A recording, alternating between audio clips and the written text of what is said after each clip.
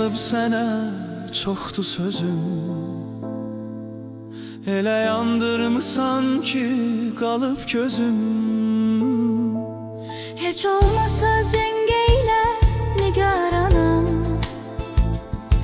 yanına gəlirəm söylə gülsün üzüm.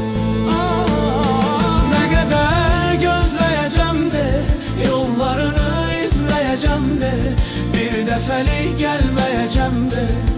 Ne bileyim sevgilim, yenə günlərdə yaman qaralır, aşiqinlə solub saralır, bizi bir-birimizdən kim ayırıb, ayrı salır.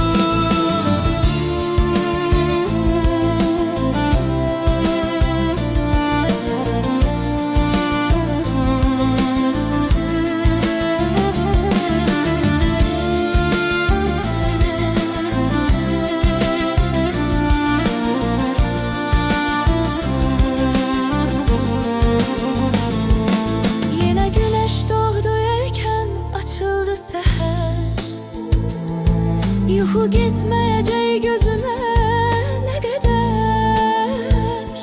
Hər şeyimlə gəlmişəm nə qurur, axırıma çıxacaq mənim səssiz küçələr.